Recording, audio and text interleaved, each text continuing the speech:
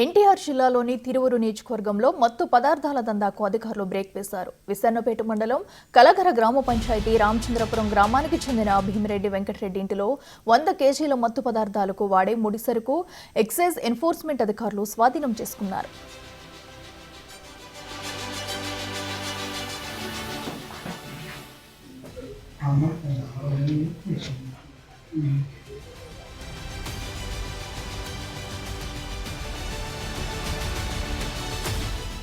అంతకుముందు నల్గొండ జిల్లా మిర్యాలగూడ గ్రామంలో రాజశేఖర్ రెడ్డిని పట్టుకున్న ఎక్సైజ్ అధికారులు ఎంక్వైరీ చేస్తే వెంకటరెడ్డి పేరు వెల్లడించారు.